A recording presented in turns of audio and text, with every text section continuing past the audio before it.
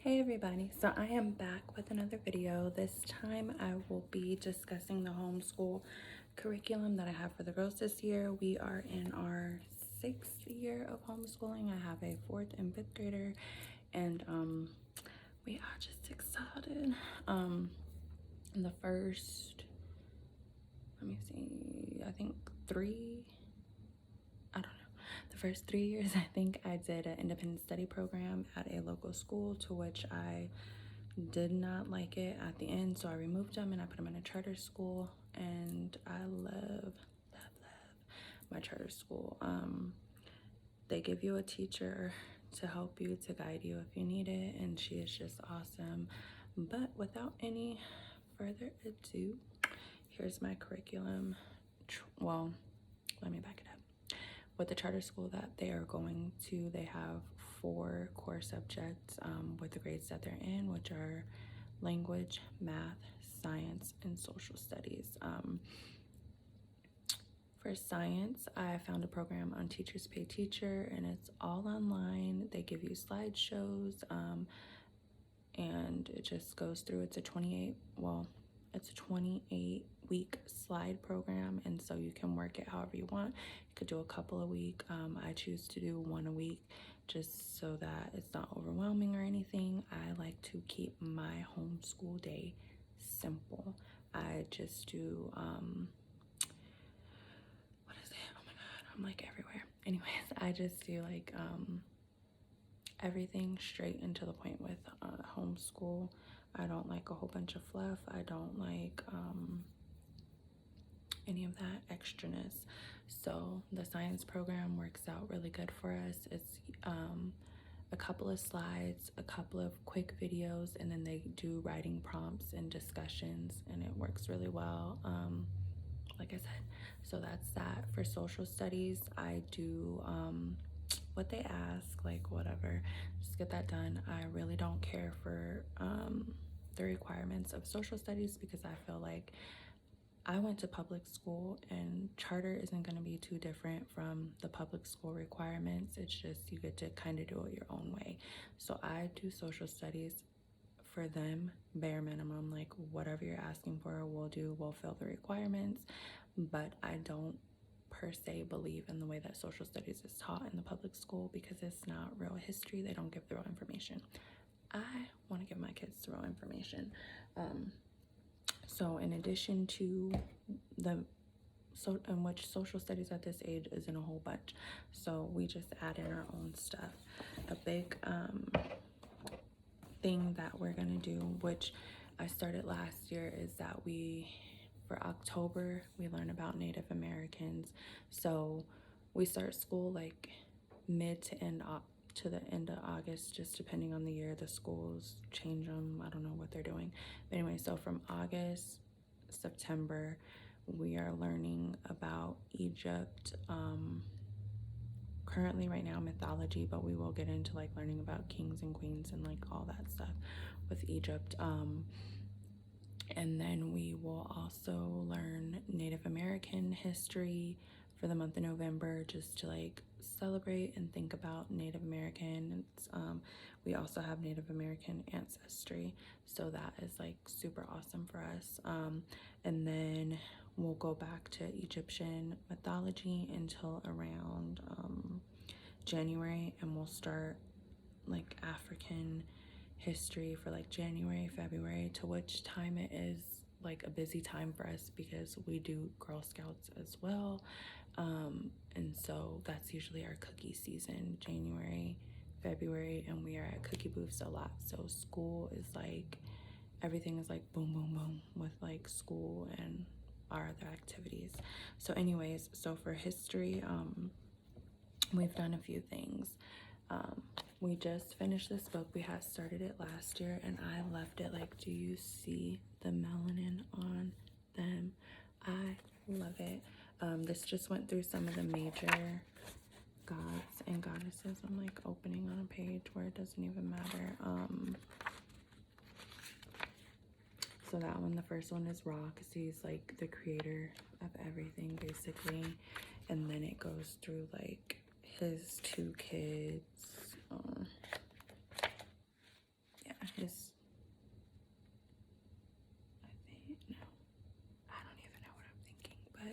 goes to them, and then you know, it goes on, so on and so forth. But it's a really lovely book, and it is,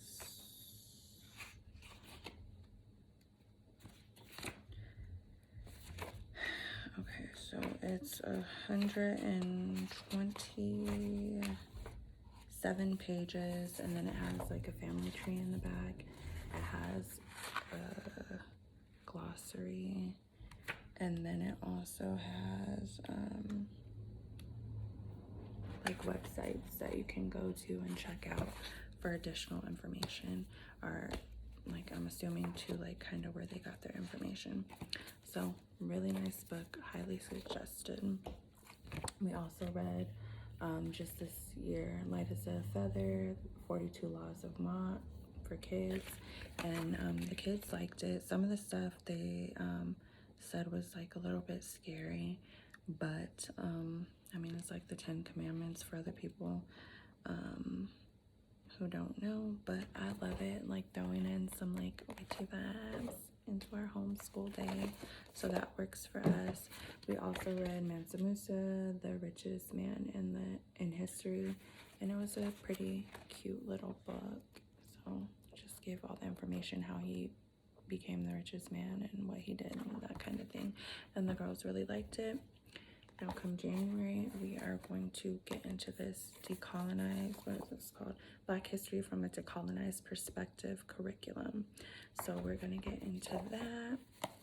And the person who wrote the book actually has a live class too. Like if you Google this, and she'll, I guess, go through the book with the kids.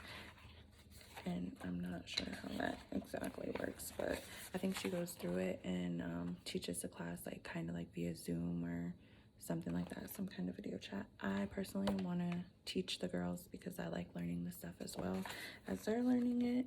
And it just through a few pages has like a map, and then some discussion points, and then let me see,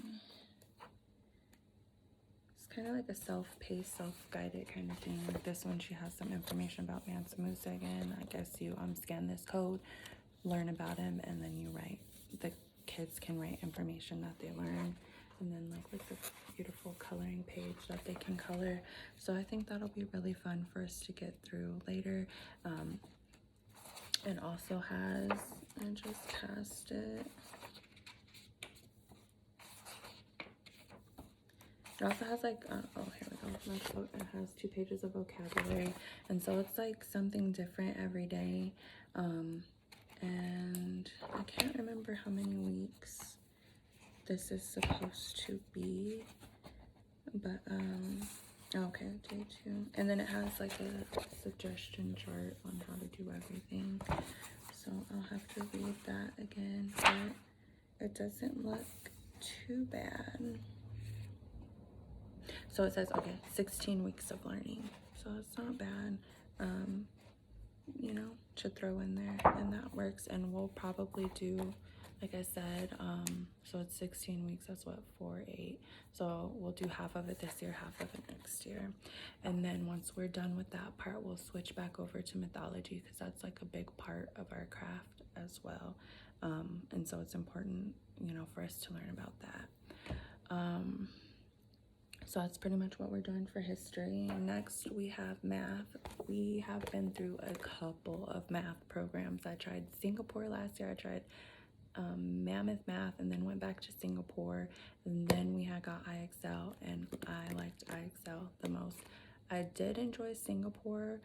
The only thing was like some of the stuff was just not explained well. Like I had the teacher's manual and everything. It wasn't explained well, and it just felt, I guess, more like a curriculum to do like with the public, or like a big classroom kind of thing, like public school curriculum versus homeschool curriculum, which if you're homeschooling and stuff, there is kind of a slight difference. I mean, you can use public school stuff or whatever, don't get me wrong, but it's just like, I don't know, it's different. And I don't really like the Common Core math. I'm just like, let's get the foundation of math, and then your brain kind of starts thinking like Common Core as you get older and have your foundation, you have your adding, your subtracting, your multiplication, your division, everything else flows. Once you know those things, you can do the formulas for algebra and geometry and trigonometry, like whatever. You, as long as you have your foundation, you can do the other stuff. Like, I don't know what these schools do. But anyways, so I got them. I excel. I really, really, really like it. And we just do like a page or so a day, just depending on the day. I try not to overwhelm them too much. This is like a, I don't know, like a smaller page, but anyway, it gives you an example, and then it kind of gives you another one, and then you work your problems. Same thing on this next page, but it also has this code for their website, to which if you have a subscription to the website, you can go on for extra help if your kids need it. And I love that. Like, if I notice that they're not doing something, or like I can tell if they get it or if they don't, you know, like I'm hands-on right there, mom, homeschool mom. So if they don't get it, then we just you know, try our best to work through it, and then I we'll put them on the computer the next day for the math lesson so that they can get extra practice, and then we'll go back to like doing it together, and then take it from there. If like they need more help, we will have to go back on the computer, or I will have to find some printables or whatever needs to be done. But so far I've only had to put them on the computer, I think twice. And because division is like not hard, but it's just like a lot of steps to remember. And so, you know, it takes a little bit of time. And so like here, this one has a few pages, this one has a bit more or whatnot. And so, you know, it always just depends on what's there as to what we're gonna do.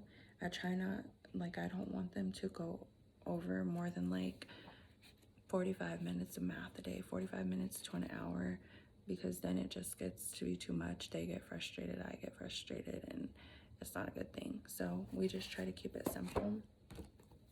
With that, this series does come with like extra practice. So for decimals, for 5th grade, it's decimals, and then fractions, because that's more so what they're gonna be, you know, like focusing on in 5th grade. And like 4th grade, I think, was multiplication and division. And so we had got the 4th grade one like at the end of the year, and I didn't make them finish it out just because it wasn't going to make sense to have them do so much work over the summer. I do have them do math over the summer, but not like where it's just too overwhelming. I actually bought a packet off of Teachers Pay Teacher that I've been having them do, and it's multiplication, so that they can memorize those multiplication facts, which one of my daughters worked really hard over the summer to work on her multiplication, and I can just 100% tell in her math she's able to do this stuff so much quicker. And like I said, when they have that foundation, it's just like that. And so that works out. And that's pretty much all we do for math. Now, language, we have a couple of different things that we are doing. One is this daily language review by Evan Moore, which I love. Again, it's just short and to the point. Each day is just like half a page of work, so it just has them correct a few sentences, and then like sometimes it has them like combine a sentence, write a meaning, fill in the blank. It just depends on the day.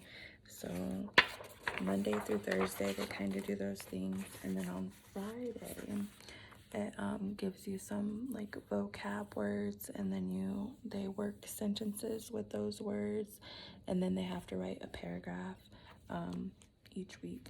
So I love it. It helps a lot with writing and just like them learning how to structure good sentences and things like that. Now, one thing that I do notice though, like even with the spelling and with this program, it's like when they're doing the work in the book, they're able to get a lot of this stuff, but then when like they have to do like a writing assignment at the beginning of the year, to which of course you had summer lag or whatever, but they don't always write like that. So I know that, and even like in the spelling curriculum that we're doing, they say there is like a difference between like working it in the book and knowing it in real life. So it's just like a learning process. So if you're noticing that with your kids too, like don't stress about it. It's just keep reinforcing it, and they'll get it. Like there's nothing wrong with them. They're not behind. They're not, anything like that. So just keep reinforcing it. So the spelling program that we use is the lovely Spell You See, and I totally got this off of YouTube. Like when I want to say I think this is our third year with this school, and they let you pick your curriculum. So 3 years ago, when I was like researching everything, like went down that rabbit hole like crazy, this is one of the things that I found, and I've liked it ever since. I do have a friend that switched over to homeschool, and I suggested it to her, and she did it last year with her kids, but she said it didn't really work for them. But for my kids, it works. They like hearing the stories and learning like the little history facts, in which this does, like these ones like kind of dub for like some of that boring history kind of thing. Not boring, but untrue kind of history. But I like it too because it doesn't give like deep details. It just like scratches the surface of what happened. So it's not like, oh, this is fake or this is real or they did something incorrect. It's just like it touches it. And so I like that too, that they did that. So the Spell You See comes with the teacher's edition. It gives you like all the instructions on what to do and why and stuff like that, and then it gives you like the answers for each week on how to chunk the passages. So for the kids, it's a 36-week curriculum, and they split it into 2 books. So we are of course just on the first book because school hasn't been in that long, and this came like super late for me, so we are behind. Like on Wednesday it came like 4 weeks late, but yeah. So anyhow, each week the kids get a new story. So like this one, we're on week 3, but I think we're really like on week 7 of school. So we're on week 3. This one's going to be talking about Benjamin Franklin, and we're doing consonant chunks. So it gives them which ones that they would need to look for. And so far I've learned that you are supposed to read the story with the kids, and then they can read it themselves and chunk everything. And then once they do that, they can then we go back over it and make sure that they have all the correct chunks, based on the teacher's edition. And here is this. So they would write like half the paragraph on Monday. They write the whole thing, and then they go through and they're gonna chunk it again over here, so that they're kind of getting double practice. And then on Tuesday we do the same exact thing, and they finish the paragraph. So they're learning how to chunk the whole thing. And then on Wednesday, same thing, and then they're doing half the paragraph. Thursday we do the reading it together, chunking, and then reading over the chunks, and then they cover the page. I read it to them and they write, which is a dictation day. On Thursday they're allowed to ask for help if they don't know anything, or if they don't know one of the words or whatever, they can ask for help. And then Friday, same exact procedure as Thursday, and then I would read it and they will write it. But for me, I don't know if it's right or wrong, but I only have them do up to Thursday, as long as if they miss, like, so one thing that I do is I go over the words that they miss, I circle them. If they're able to spell them by themselves, after seeing like, oh, okay, this is wrong. I don't know, one of my daughters, for some reason, she always like writes stuff a little bit backwards, or she reads it backwards. And so sometimes it's just a matter of switching like 2 letters, and she'll see it. Like once I circle it, she'll be like, oh, okay, like, yeah, I did mix those 2 letters up. So then that's fine. It's not necessarily that she didn't know how to spell the words, but she's just mixing them up a little bit. So if they get like, let's say 3 or less wrong, then I do not make them do it on Friday. But if they have like quite a few wrong, then I'm like, okay, we need our extra practice. So we are gonna practice it on Friday. And that's individual. If one, you know, like if one misses it and the other one doesn't, like that's fine. My 5th grader usually, she typically gets 100%. My 4th grader needs a little bit more help with spelling. But for the last 2 weeks that we've done it, she's done great, and like she's really been surprising me with her spelling, so I'm happy with it. Okay, with that, and her writing, which is something that I wanted to mention to parents. Oh my gosh, if you have kids that are on the iPad and they're little, don't do that. Like my 4th grader has really bad writing, and it's because her pencil grip is not good, and having to deal with that this whole time, like literally from kinder until like this past summer, so she was like 3rd grade, we have been practicing writing a lot, and she had to use a writing pencil grip, and she just barely, like at the beginning of summer, started being able to write without the pencil grip. So now she's doing that, and her writing is improving, but she's still having to learn, and she still gets like weak muscles. And upon research, I learned that the kids are like losing it because we have the iPads and stuff, and they're like this, and they're not doing those fine motor skills. So please do fine motor skills with your kids, because it's just a hassle when they get you know, into school and stuff and they have to write. So then with language, we do chapter books. This is the first book that we've read this year, Bella Broomsticks. It is a cute little series. The girls really enjoyed the book.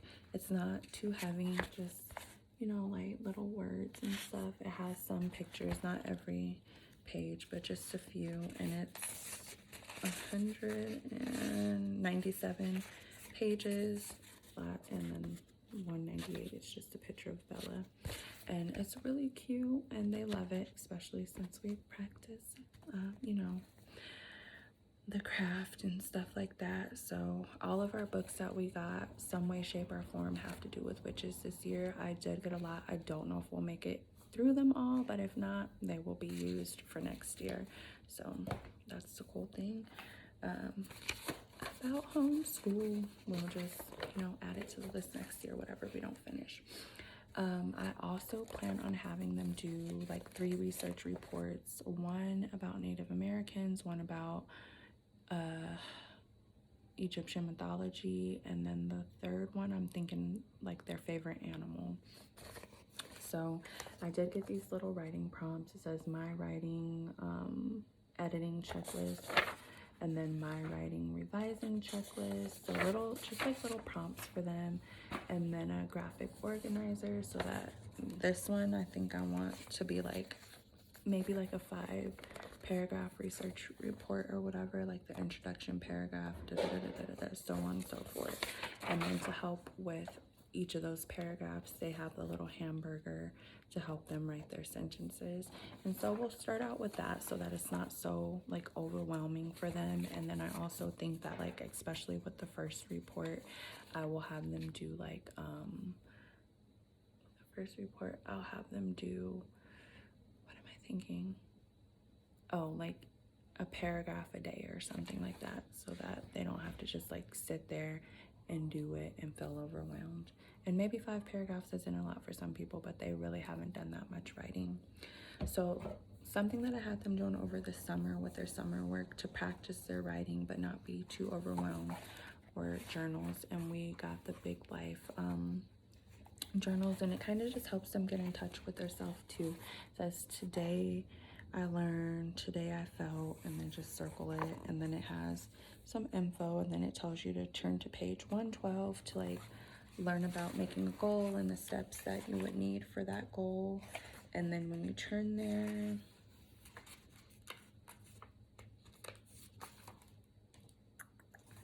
It has the my goal thing, so it's right there, and then the little question prompts and stuff like that. And so we are going to get back into doing this. I think it's just really quick and easy and fun, so that they can get in tune with their emotions, their social emotional learning, which is like a big thing I think even public schools are doing now. And I think it's awesome, because for kids that is kind of like a hard thing. And then our last thing is our tarot for kids, to which we will be starting this on Monday. I plan to just do like a few pages a day, or a week, I want to say, so that they can learn the cards. This is a full deck, a new deck that was released. We do have a video on Ellie and I going over it, getting her reaction, and then a video with me just like kind of going through it, giving my mom reaction kind of thing, or my mom thoughts on the deck. And then this is the workbook that I made for them. It's pretty much goes over, it has a picture of each card, and it says, what are your thoughts for upright, and then what does it really mean, keywords for upright, so that they can remember keywords, and then what does it mean reversed, and the same thing. And I just did that for each card. I have the things saved so that I can reprint them as needed until they really just know what they're doing. But that is my video. I hope you guys enjoyed it. Any questions, concerns, comments, please leave them down below. Into the next video. Bye.